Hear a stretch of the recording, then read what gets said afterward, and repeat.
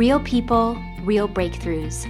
This is the Psychology of Eating podcast, where psychology and nutrition meet to uncover the true causes of our unwanted eating concerns. Your relationship with food will never be the same. Now, here's your host, eating psychology expert, and founder of the Institute for the Psychology of Eating, Marc David. Welcome, everybody. I'm Marc David, founder of the Institute for the Psychology of Eating, and here we are in the Psychology of Eating podcast, and I'm here today with Ariel. Welcome, Ariel. Thank you, Marc. I'm so glad you're here. I'm really glad that I'm here as well. This is awesome. Yay. So let me give viewers and listeners who are new to this podcast a sense of what's going to happen. So Ariel and I are going to do a session together. We're going to go for no more than an hour. And the idea here is we're going to find out what concern she wants to work on, and we're going to try to condense anywhere from 6 months to a year's worth of work into one session.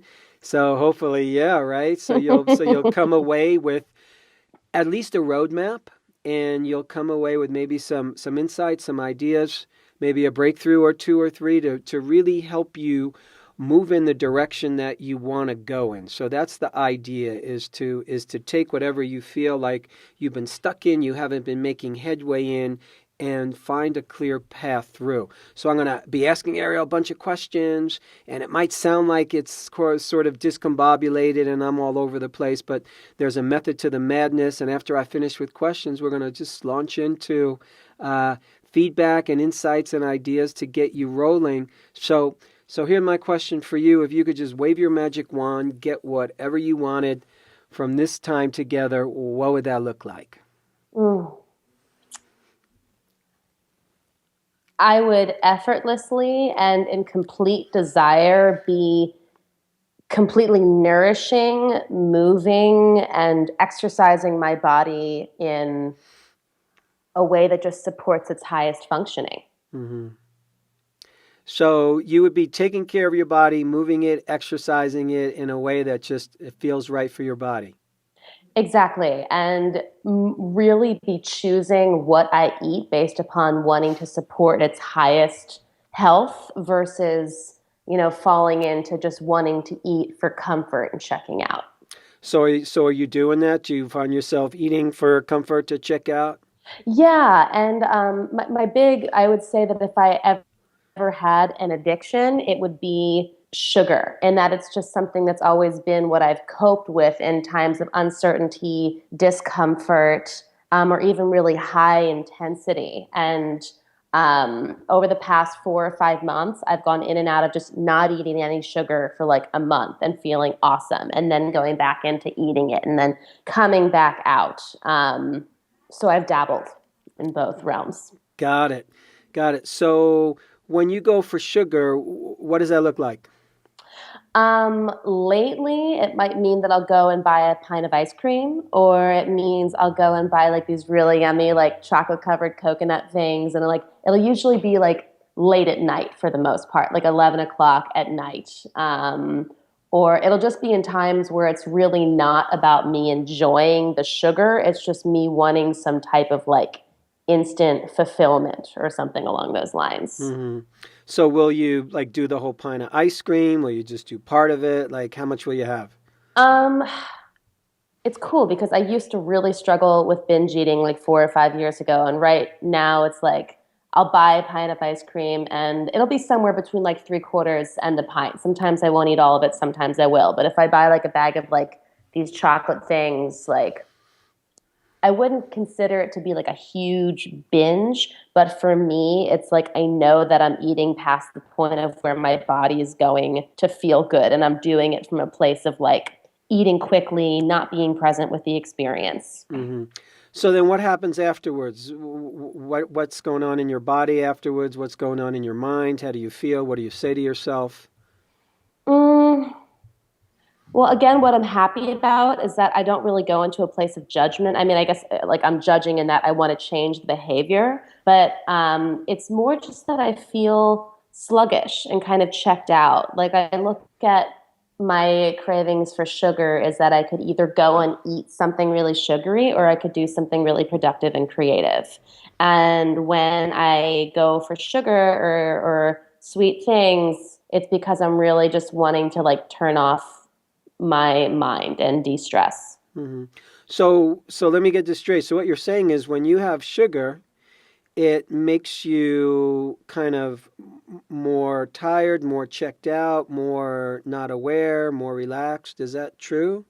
It brings me down. I have a very active mind, and whether it's for like super stressful related things or even for things where it's like I've had this amazing experience, it's like I come home and then it's like perhaps I fear the just kind of like being alone and being with myself. I've really been considering that piece of not knowing just how to be with myself without distraction. Hmm. Are you in a relationship right now? No, I'm actually in a place where I've been kind of like a serial monogamist for the most of my life. And after getting out of a relationship about 5 months ago, my choosing to do that, I'm committing to actually not being in one relationship with any one person and allowing myself to explore multiple intimate connections and varying levels of sexuality or affection without committing to one Hmm. person. So have you noticed that, you mentioned like, okay, well, in the last maybe 5 months, I think you said 4 or 5 months, you'll go on sugar, you'll go off sugar. Have you noticed anything that kind of happens? Like what are the conditions different when you're able to go off it and then all of a sudden you go on it again? Do you notice any of the particular triggers that happen? Oh my God, I'm back on sugar now. Like what changed? That's a good question. I think it's when I know I'm going into like a really stressful time or when I'm going into a time that like for example, my business has really been asking a lot of me and it's all really good stuff. But when I go into these times of where I know I'm so busy and I don't have a lot of downtime, I tend to know that like sugar is a quick way for me to like cut myself a break and it doesn't take an hour. Like I can go on a hike, but it takes an hour, and sometimes I don't have an hour or Hmm. something like that. Sure. Does sugar affect your weight? Um, I'm sure it does. You know, I like right now, I would say like I feel good in my body, but I also feel like my body wants to be lighter than it is, and I Hmm. think it is in large amounts to the sweets that I eat. Hmm. So, how much weight would you want to lose, or would your body want to lose? I have a feeling my body would probably be happier at like 145, and I'm probably like 160, 165 right now. Hmm. So, you'd want to lose 15 or 20 pounds. Yeah, 20 pounds even feels like a lot. Hmm. Yeah, so maybe like, yeah, 15 pounds or something like that. Hmm. When was the last time you were at that weight of 15 pounds less? When I was in college, and but the thing is, it wasn't really. I wouldn't say it was from a healthy place. I mean, first of all, I was playing college volleyball, so I was, and that was great. And you know, playing sports 6 times a week. But I was also yo-yoing between like ridiculous binge eating and then restricting calories to under like 1,000 calories a day. So, and I was just really obsessed with like entering data into calorie counters. And right now, I'm just very much in a place of like not doing anything that involves excessively controlling, restricting, manipulating the way that I eat. Hmm. So, so it was in college when you would have weighed 15 pounds less. How long ago was that? Probably about, I guess, 5 or 6 years at this point. Uh-huh. Have you ever tried to lose that weight since then? Um, you know, I feel like since I started down my path of like really looking at the deeper layers around, you know, what the relationship with food, like food and body is, that, you know, since I started that path, it's never really been specifically about losing weight. It's more been about me exploring where my resistance is to really being in my most authentic body, to be being in my most like vibrant, like hot, like empowered form. And that's where I am Hmm. right now because I feel like for me to be in my full power, it's like I want my body to reflect that. And I don't feel like I'm Mm-hmm. there right now. Mm-hmm. What do you think it would look like if you got there? Like, what do you think would get you there when you imagine about it? I feel like I'm already sort of on the path. Like I'm doing a lot of work around like honoring my feelings and like making clear boundaries with people and like listening to what's true for me and finding that the more I'm walking on my path, the more I'm compelled to like go on hikes and I'm running more and actually feeling good about it. But there is something about like the resistance to eating more vegetables and making like eating a really nutritious, nourishing meal that isn't my priority. And I feel like there's been this place in me where I've lived in 10 different places in the past 5 years and I'm about to move again. And I keep having this story that once I finally like have my home and I can just completely let my nervous system relax, that like nourishing my body and like taking the time to do that will be more important to me, but it hasn't happened yet. Mm-hmm. So that's interesting. So kind of settling down, having a place, being able to relax, that'll help me really start to nourish myself. It makes sense to me, by the way, when you say that. Um, so do you feel right now that you can't, this sounds like what you're saying, but I just want to make sure I'm clear. So do you feel that you can't really fully, truly nourish yourself right now because you're not really grounded? Like, oh my God, I have to move. The thing is, I don't like the word can't. I don't think that I can't. Mm-hmm. But what I will say is that I feel like I have like an orbit of like all these different planets of things that I need to focus my energy on, and they feel pertinent. Like I need to figure out where I'm living. I need to like I want to like make my business thrive so that money becomes something that feels like really good and it's flowing. And I also feel like if I were to focus more like my main focus on like taking care of my body, that the other pieces would more naturally fall into place because like this whole concept of like my body is my home. Mm-hmm. When do you feel most at home in your body these days?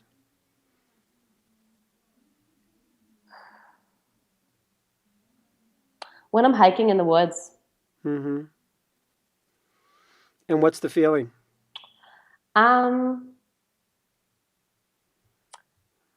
um, it's like I just have this like to me like nature is magic. To me like nature is like the connection to everything. And when I'm in nature, it's like everything that I judge myself about, everything that all these expectations that I hold myself to. It's like then I'm just surrounded by all these beings, so like trees. It's like all they do is exist, and they're so incredibly happy. And I just feel myself like remembering, like, oh, you know, it was like I am here in nature with everything around me, and I am perfect, and I'm doing this for myself. I'm not doing this for anyone other than myself. And it's like I'm remembering myself. Mm-hmm. When do you feel least at home in your body? Hmm. That's a good question. When do I feel least at home in my body? Um,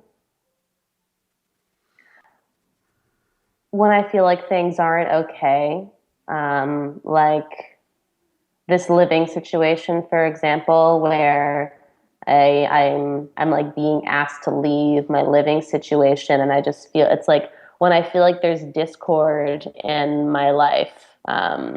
It's like this tension, this like things are not okay, and like the default is like I've done something wrong to like make the universe like show this to me, even though I don't feel that way. I actually feel like they're all really powerful lessons, but there is the piece that just I freak out and I clench up and I Mm-hmm. feel sick in my body.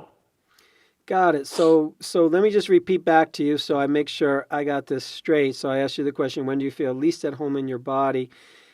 And you kind of said that, well, you know, when things are not quite going well for me out there, whatever it is, and there's like a monkey wrench that gets thrown into the situation, like I have to move right now, then I'm not comfortable. I'm not at home. It's like you might be a little stressed and you might feel like, wow, why is the universe doing this? Like, what did I do wrong? So you're no longer comfortable at home in this. Is that right? Is that It is, and I feel like I want to take it a little deeper because at the root of it, it's I've just really been noticing what I feel like in my body when I feel like I'm not on the same page with someone energetically, like in terms of my connections with others. If I feel like there's incongruence or like a misunderstanding or I'm not being received, then rather than automatically making myself okay regardless, I start to go into like, I've done something wrong that this person is not understanding me or receiving me or accepting me or loving me. And that definitely makes me go into rejection around myself. Mm-hmm. So good. That's very helpful. So let's go back to the part of the conversation where, in terms of losing weight, for you, that's a reflection of you just having kind of like the body you're supposed to have that just sort of matches you and would give you, would match just your like fullest potential of who you are. So here's my question for you. So who's this person that you would be if you had the body that you felt like really matches who you are as a person, who you are as a being? You have this body that is just in alignment with what you know you should be. Like, describe this new Ariel that would be showing up.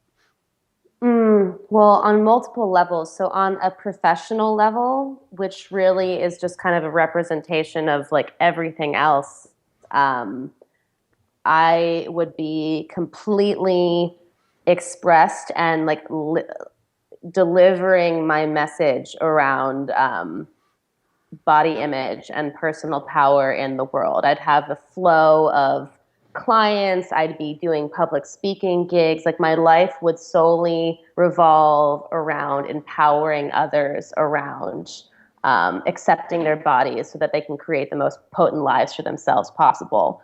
Because right now I'm in this transition of like I haven't yet done it, so there's this doubt around it, if I can do it or not. And then in terms of relationally and just showing up in the world, that I'm completely okay with who I am, regardless of how I'm perceived by anyone else. That there's almost this bitch quality in me that I've never really allowed myself to embody. And not to say I want to be a bitch per se, but to like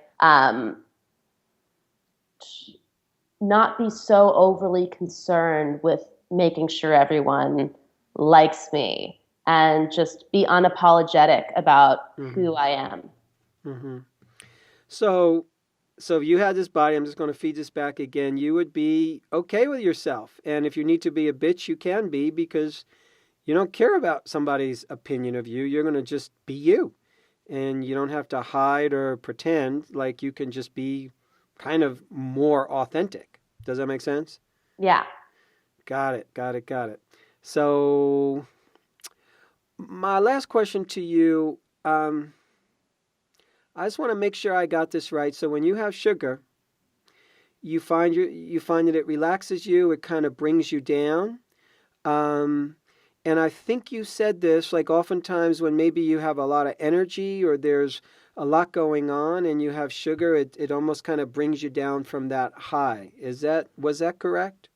That is correct. And I think the one piece that I want to add is like, I wouldn't want to go like, it's like eating sugar or connecting with someone. Like if I ate a whole bunch of chocolate, I'm not going to want to go out and relate to someone because I feel like I've deliberately kind of like brought myself out of connection. Mm-hmm. How old are you? I'm 27. 27. Great. Okay. So I think I got some thoughts to share and some words to say. If you feel you're ready from there, I've collected some good information. There's always a ton to ask, but there's a bunch of things that are jumping out for me right now. It's interesting because different people have different relationships with sugar. Obviously, we're all different. Sugar is one of the biggest, of all the foods out there, alcohol and coffee not included. Uh, of all the food stuffs, of all the things you could buy in a grocery store or a supermarket, sugar and the things that sugar finds itself in, that's arguably the most addictive substance in the diet. So it doesn't surprise me on that level that sugar might be a food that you turn to because, as you accurately said, it makes something happen. It gives you an experience. There are people who use sugar to kind of stimulate themselves. They use sugar to have a particular feeling. What you're describing, the way you're using it, is sugar kind of regulates your metabolism and your emotions downwards a little bit. It just kind of helps bring you down. So which is one way to use it, and oftentimes there's some people who sugar brings them up and then it brings them down. So I might even wonder for you if there's more nuances in there. Like, does it bring you up first when you do it? Do you ever notice that? And then bring you down? Well, I suppose I would say yes to that because obviously I'm desiring to feel a certain way. And I feel like when I reach for it, it's like because I want to feel good. Mm-hmm. So, yeah, I would say there is nuance there. Yeah. So even with that, what I want to say is, number one, it makes sense that we use food to regulate our emotional experience. People do that all the time. We've been doing this since we've been babies. You were crying, you were screaming, your mama gave you the bottle or the breast, and there you go. Food regulating metabolism. That's the first experience. So we constantly, many of us, majority of us will do that throughout life, not even realizing it, and it's not bad. Yes, food is necessary for survival and to nutrify the body, but we don't just purely use it for that. We're not just these dispassionate scientists. Yeah, we're using food to regulate my hunger and my appetite so I can get the nutrition I need, but we also use food to regulate our emotions. It makes sense. And you even said yourself, wow, if I would have taken a walk or done exercise, I could have had the same effect, but it's easier to reach for sugar. So all I want to say is your strategies make sense. There's some place where you need to have a different experience. Maybe there's too much energy. Maybe I just can't handle that energy. So this kind of makes me feel good in some level. Sweet foods are nice. Ice cream's nice. And then it just kind of brings me down. And when it brings me down, that's probably a familiar place. Meaning sometimes we like to return to home base. That's familiar. Mm. For a lot of us, the familiar place is that place where we were wishing life was better and we weren't feeling so good about ourselves. And then we have to go do stuff and accomplish things and be somebody to feel better about ourselves. My sense is it brings you back to that particular place where now you have to start to work again. Now you have to dig yourself out of that sugar hole, drop back into that. And wow, maybe I'm doing that for a few weeks or even a month. Okay, got to get out of that. And now I'm on a roll. And now I'm going sugar-free. And life is good. So I'm just trying to paint a picture of what I'm imagining it might be like to be you. Because again, we're often going to go to a place that feels familiar, even if it doesn't feel good. So it's almost as if there's a part of you, when you start to get excited, and a lot of people have this, we have a toleration point for feeling good.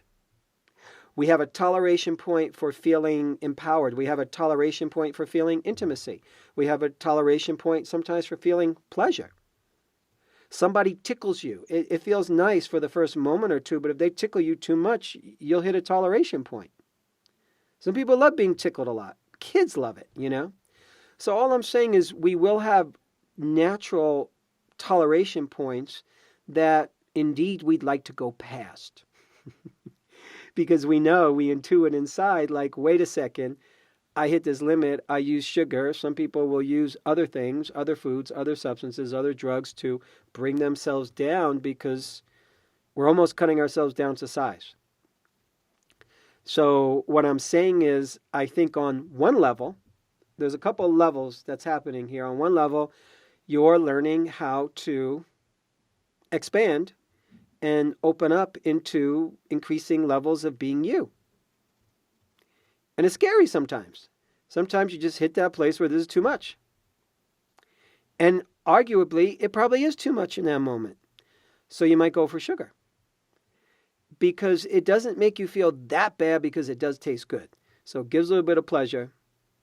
That little nuanced, that feels nice. And then regulates you downward. So you're not like go-getter girl.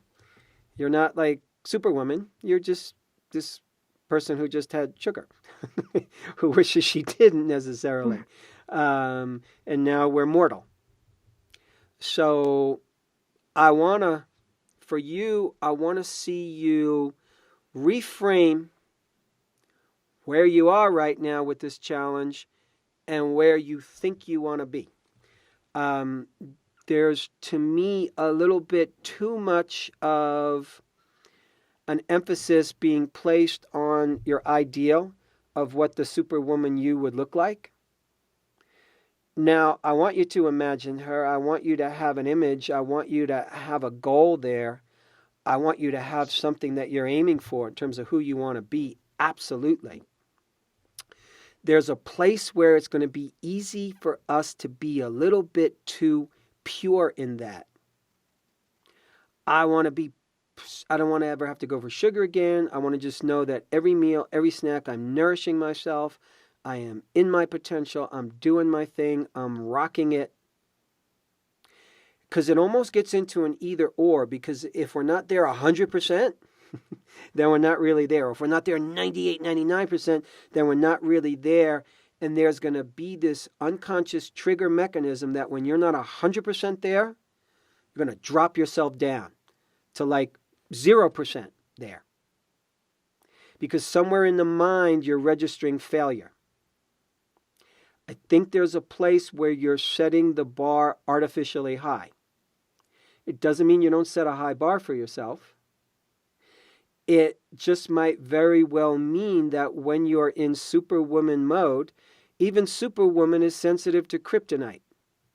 Even Superwoman has feelings. You know, Superman, Superwoman, they have their weaknesses. Man, do they have their superpowers, though. And they're well aware of their weaknesses.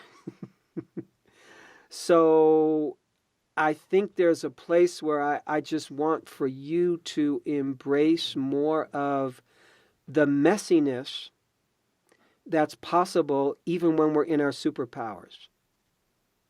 Are you with me? Yeah. So you don't have to be 100% in your superpower to be in your superpower. You don't have to have the perfect number of clients and money and professions and living situation to kind of be in your superpower. Because there's plenty of powerful people who were in their superpowers being a vagabond, being on the road, being a wanderer, living in a palace, not living in a palace. So understandably, you want to be grounded in a house, in a place. I totally get that. I'm with you. So I'm not knocking that whatsoever. But I'm also saying to you that on that road to finding that place and having that settledness, you can still invite your superpower in and not put it off into the future. Might things be better when you're settled? Perhaps. Absolutely. Do other things happen when you're settled? Absolutely. Good things? Absolutely. But there's also something to be said for not being totally settled, because you're in the mix, you're being pushed, you're in flux, and things are moving and things are shifting. And that in and of itself is a powerful time. So I just want to acknowledge that the upheavals that we go through, especially in our 20s, especially before you hit 30, the upheavals are kind of like your weightlifting. It's your exercise. It's your yoga. It's not an obstacle per se. It's not a splinter that you have to remove so you feel better. It's actually the weights that you're here to lift to be stronger. How you doing so far here? I'm a little emotional. Mm-hmm. I want to eat some chocolate. How perfect. And yeah, I think what's coming up for me is like this feeling of like, so I do believe that like the way things come to us are not by chance. I really believe in kind of divine orchestration, and that as we make shifts in our life, positive or negative, like when we make positive shifts, we make space for more to come to us. And I think that for better or for worse, I'm in this place of belief that like I need to start making more like profound changes in order to like receive more. Mm-hmm. And perhaps that is limiting. But I think that's where it's coming up. It's like, oh, like I feel like I've been trying to create this for myself for a while now, like my business, my like this next phase in my life. And it's very hard being on one side of the hill when you know like how much is waiting for you, but you like aren't to the top yet. And Yeah. that's kind of how I feel. Yeah, which makes total sense. And that's how probably one ought to feel when one is 24, 25, 26, 27, 28, when yeah, you're still building your life. You're still building momentum. You're still discovering yourself on a deep level. You're still purging things from the past. You're learning a lot of new information. You're seeing yourself in different ways. So the reality is you're not there yet. By the way, I don't know that we ever get there. And there are places where we get to where, yeah, we go, oh, wow, I just broke through to this new place. And for you, as hard as this is, a lot of it is about patience. Just straight up taking a step back and going, yeah, I've got all this energy. I've got all this juice. I have this ambition. I have this dream for myself. I have this vision. Don't ever stop. And within that, we have to have pause. And within that, we have to recalibrate. And I think on a certain level, if sugar is regulating you downwards, in part what it's doing is it's taking that energy in you that wants it now, and it wants it now. But it's not really happening right now in the way that you want it to. So it's almost like bringing that vision more down to size. It's almost like it's almost putting the brakes on you that I want for you to put on. Maybe not putting the brakes, but taking the edge off the push to have that. Because the push is, if I don't have that now, there's something wrong with me. If I don't have that now, I'm still not the real me. If I don't have that now, I'm kind of not good enough. There's a little bit of that happening. So I get that you want your body to reflect the highest you. If you feel that's not doing it right now,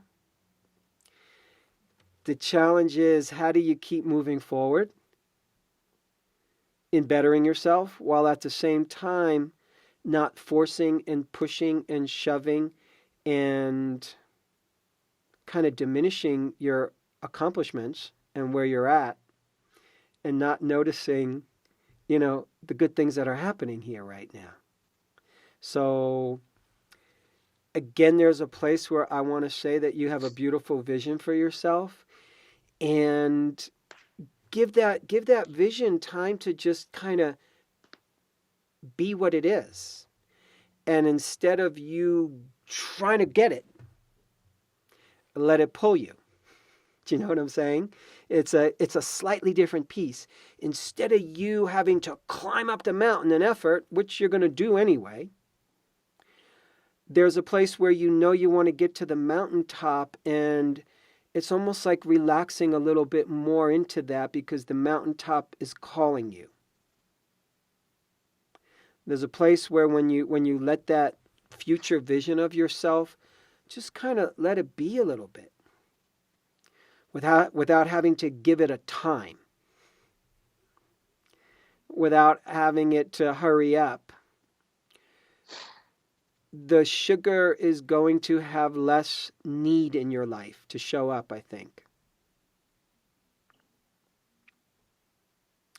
Because right now the sugar serves a good purpose. It's regulating you so you slow down a bit. And it almost kind of makes you feel things that you don't necessarily want to feel. Like, oh, wait a second, this is bringing me down. I'm a little tired. I'm a little sluggish. Wait a second, what did I do wrong? How do I do this better?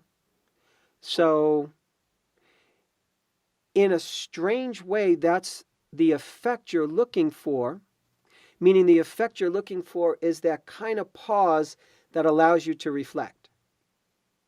The challenge is when you use sugar to pause and reflect, it actually doesn't help you pause and reflect. It kind of makes you feel a little bad about yourself.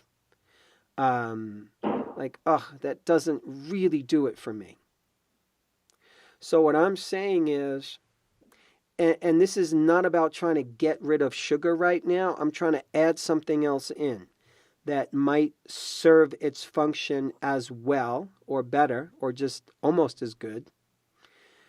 The thing I would like, and maybe you do this already, but maybe it's looking at this truly as a sugar substitute.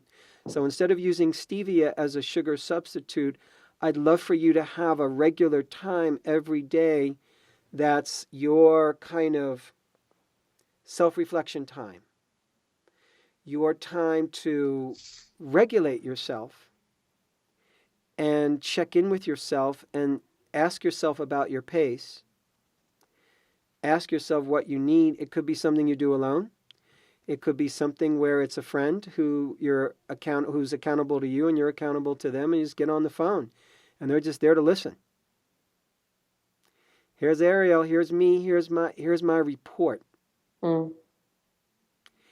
It almost feels like there's a part of you that needs expression. That the sugar kind of is the best approximation to expressing that, which is, on the one hand, sugar's sweet, it's exciting, it's fun. On another hand, for you, it brings you down and gets you quiet and gets you slower. And you do want to have sweet and excitement and fun, and you have a lot of that. But you also have a lot of moments where you have to pause and slow down and go, ooh, how did that feel? Yeah. And how did that feel? And how does this person feel? How does that person feel in my life? And what do I want? So it's just giving that part of you more time. Does that make sense? Does that ring true? Does that sound like it's applicable for you? Yeah, it totally does. I mean, like, it makes me, like, just thinking about the idea of, like, even giving myself, like, 10 minutes every day where I'm just, like, checking in with myself and, like, seeing how I'm feeling and, like, what do I need. Yeah, it definitely makes me, like, emotional. I mean, like, I do journal sometimes, and I do meditate sometimes, and I do inventories sometimes. But I don't really have a consistent practice, and, like, feeling myself get, like, really just kind of, like, sentimental when I think about just taking 10 minutes, just be like, hey, like, how are you, Ariel? Mm-hmm. That feels good. That's what I'm talking about. And it is a daily practice, and it feels like that's what the sugar kind of does. And when the sugar's not there in your life because you don't need it, chances are you're on more of a roll and you're on a high. And a lot of times when we're on a high or on a roll, we don't need to check in. You know, we're fine. I need to check in. And at the same time, check-in is always good. Referencing, okay, where am I at? How's my driving? How am I doing here? And it's just as simple as that. And in that check-in time, that's your time to be fully human and fully not Superwoman. Or maybe you are Superwoman who happens to have her various kryptonites. It's okay. Yeah. I really want you to get that with superpower also comes vulnerabilities. With superpower comes places where we are very tender. With superpower comes places where we can feel very vulnerable. The two are come as a package deal, is what I find. And part of what I think you need to get for where you're at in life right now, in your phase and your age, is that the superwoman where you want to get to isn't quite the unstoppable woman of steel that you want. Are you with me? Yes. She is wonderful and beautiful and strong and powerful, and she's exquisitely sensitive and vulnerable and intimate in the places where she's sensitive and vulnerable, and in the places where she's intimate. Plain and simple. Those are as well superpowers. Those are superpowers for humans, believe it or not, and there's superpowers particularly for women. Your ability to be vulnerable, your ability to embrace your sensitivities and the places where you feel a little weak or feel a little bit in need of help and support. It's a beautiful thing to be able to hold that, wrap your arms around it, own it, admit it, and kind of hold it and care for it. So I don't want you to lose that tender, vulnerable place on your way to being strong, accomplished woman of the world. You follow me? Yeah. You smiled when I said that. I'm assuming it's because it resonates for you. Yes. I do. I just kind of want to change the world, but just the piece about I don't know, not losing the piece that's like always going to feel vulnerable and always feel a little out of control. Yeah. And what's going to happen is if you don't stand for those places in you, if you don't own them and love them and nurture them and acknowledge them, what will happen is you will find people in your environment who will expose them for you. And oftentimes in a jarring way. And that will come in the form of little hurts or little digs or the relationship stuff that will bring out your vulnerability, bring out your sensitivity, bring out your, the places where you're not paying attention to yourself. So oftentimes, part of what's happening in the environment around us is it's trying to reflect back to us, oftentimes, places where we're not noticing ourselves, holding ourselves, honoring ourselves, taking care of ourselves. So, to me, you're on the right track. To me, there's nothing that you're doing wrong. And in the scheme of things, the challenge that you're having, around sugar, like what a great challenge to have. In the scheme of things, wanting to have your body shape shift to where you think it's a true reflection of you. In your case, it sounds like to me the way life is working is, and this is again for your unique journey, I think life wants you to be the real you first.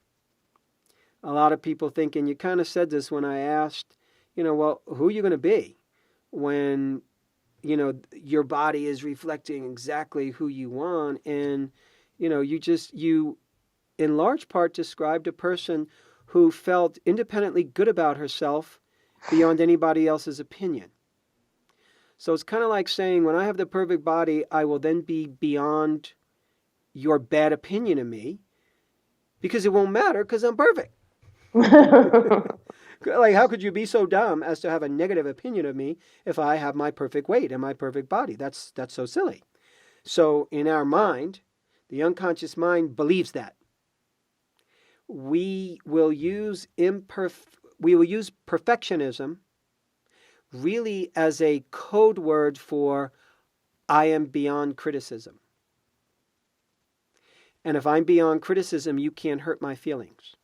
If I'm beyond criticism, no matter what you say to me, I am so cool and so chill. I love myself because I'm beyond criticism. Why am I beyond criticism? In this case, I have the perfect body. Now, for me, I used to think I would be beyond criticism if I had the perfect body and the perfect amount of money. So everybody has their own little beyond criticism, perfection secret formula for what that might look like where everybody will love me. So bottom line I'm trying to say is it's a bunch of nonsense.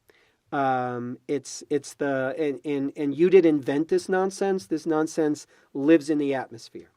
And it's lived in the atmosphere for probably thousands of years. And it's called, when I do this, and this on this list, when I change all the things in my outer world, meaning my outer appearance, my things, my possessions, my stuff, my this, my that, then I can feel good about myself. So I'm interested more in you being beyond people's criticism now,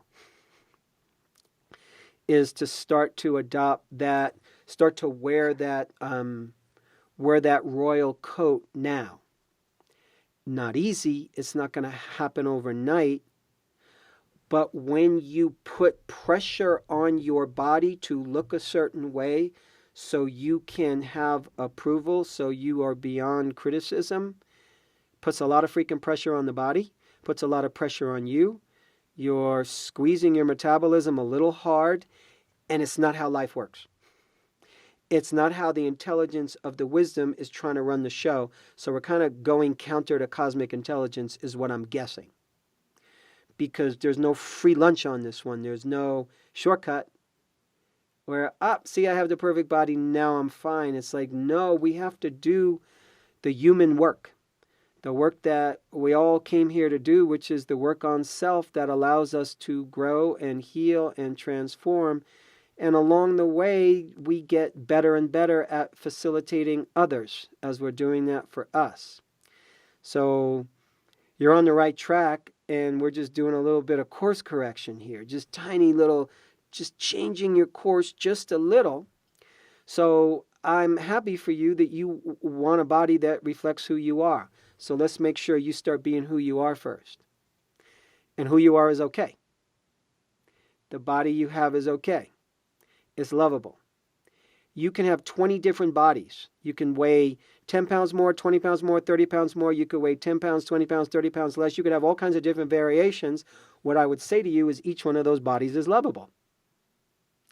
My guess is you've probably had hundreds of different bodies throughout your life at every age. You know what I'm saying? And all those bodies were lovable. Tiny infant, that's lovable. A little 3-year-old, lovable. You gain a little more weight, lovable. You lost some weight, lovable. You know, usually we get accolades like, oh my God, you lost all this weight, wow. And then we think, wow, I'm really loved now, like way more than before. And we get sucked in by that drug. So it's all lovable. And if you want to go for another version of lovable, great. But I'm saying for you, let's push the pause button on your strategy for getting there. Just let's make what you got lovable. Knowing that you'd like to shapeshift. Totally cool. I know you want to be more professionally successful. Great. But can we also honor where you're at right now, which is think of how far you've come where you are right now compared to where you were 4 years ago. Like, wow. So 4 years from now or 2 years from now, you will be exponentially further along down the road. So it's kind of loving where we're at as best we can because it's worthy of love. Thank you. Yeah.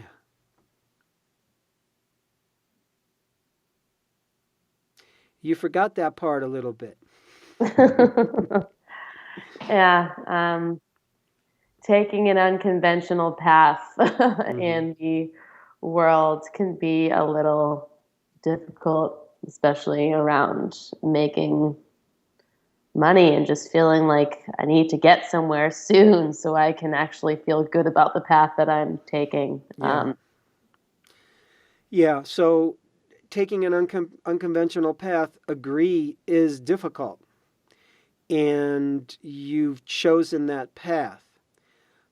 You could unchoose it, which is fine, but I don't think you will, based on the movement of your head. Uh, so you're not going to unchoose that. And you're right. More people would choose the unconventional way, which arguably the unconventional way might be the real way, meaning in alignment with the truth of who we really are. Because, we both know that there's a lot of pain and struggle in the world. There's a lot of people who are incredibly unhappy with their job, with their style of living, with where they have to work, with what they have to do. We don't feel like we're contributing. We're struggling to make money. It's not an easy world to live in. It's just not. And if you had a regular job, even if you hated it, at least here's my regular paycheck. And at least I have that security. And for some people, they need that. And it's understandable and it's fine. And you're choosing a different road and it has its own degree of difficulty. So it's acknowledging that. And that's where the daily pause comes in. The daily pause comes in like really remembering in a way. The daily pause is to remember who you are and why you're here and what you represent, and to remind yourself that the path you're on is beautiful and the path you're on is difficult. And you're on the right path. And just because obstacles happen doesn't mean you're on the wrong path. As long as you're walking, you're on the right path. That's an old kind of line from Buddhism. The Buddha said the path is indeed made by walking on it. You don't discover it, you start to take steps. And you're doing that. So you're on your road. And you're learning about it. You're seeing what it really is. Because there's the world is revealing to you the program you need to go through in order to be your best self. It's like Olympic training. Feels like Olympic training. It is. For my soul. Yeah, it is. And if you weren't doing Olympic level training for your soul, then you would be not setting the highest bar for yourself. And I get you're the kind of person that sets a high bar for yourself. Good for you. The world needs more of that. And setting a high bar for yourself means a lot of training. Right? It means a lot of efforting. It means you're going to get some burn in your muscles and in your life. Right? You're going to get tired. You're going to feel down. You're going to go, why am I doing this? And why isn't this working? And that's when we remind ourselves to trust in our journey. So it's about trusting in your journey even when it looks dark out there. And trusting in your journey even if you're feeling a little lonely or you're feeling like, did I totally screw up and make a big mistake? It's trusting in your journey. And that's kind of between you and the universe. Yeah.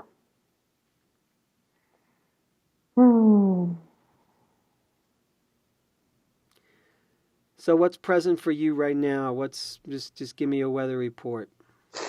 I think the biggest thing, and it's like I am periodically reminded of this, that like I put this kind of unconscious pressure on myself that I need to be farther along than I am, because I feel like once I start making money, like my family will see that I'm not crazy and that I'm like the path that I'm walking on can actually like support me. And whoever else I feel like I need to prove that the path I'm on is a successful one. So I think just like reminding myself that I'm really okay, like where I am, and just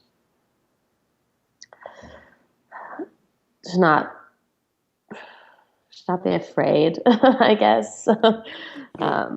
Or to be afraid and still move forward. It's fine to be afraid because it is tricky territory. It's unknown territory. And what you're saying makes total sense. Yeah, like I want my people to approve of me. I want my family to approve of me. And if I can have proof, okay. So what's proof? Proof is in the money, and proof is in the weight. Those are considered proof. So you make a lot of money. That's proof that you're worth something and you're doing something right. Well, let me tell you something. There's a lot of really wealthy people out there, billionaires, who at some point they were uncomfortable, they were poor, they were in debt in their garage, building their empire and creating Apple Computer or creating a software company or creating something that didn't exist anymore that people thought they were mad. And people thought they were insane because what they're inventing never existed. So you're inventing something in your own life that's never existed in your own life. And you're inventing a career path that not many people do. You're choosing your way. And that's not an easy road. It's just not. And you got to find little ways to love yourself along the way. And get a little bit of cheerleading from yourself, from your friends, from your tribe. So important. So, yeah, there are going to be people not approving of you right now. Let them have their disapproval. Just let them have it. It's okay. It belongs to them. It doesn't belong to you. So you're learning how to strengthen your immune system so it repels disapproval and the low opinions of others that come your way. Because that's like taking in poison and toxics and too much sugar and too much artificial sweeteners. It's just your body doesn't need it. Yeah. And then once we kind of start to ground those lessons, the actual things that you want, the real results, have the right conditions to grow. You want to have a nice organic garden? You want to have these vibrant vegetables? You got to have some basics. You got to have good soil. You got to have some water. You got to have some sun. We need those conditions. Once you got those conditions, then things can happen. So it might take a little effort to go get some topsoil. It might take a little time to get the ground healthy again. Might take some time to dig a well. So you're creating the conditions for some flourishing. A little patience. Mm-hmm. Yes, I have more patience now than I did a year ago. It's getting a little better. Yeah. Well, thank you, Mark. I feel more grounded and a little more relieved. Yeah. And we need that. I think you needed that, and it's good, and this is a place for you to return to. So your homework assignment, your practice is setting aside even a small amount of time every day for just a pure self-check-in where anything goes. You could feel whatever you need to feel.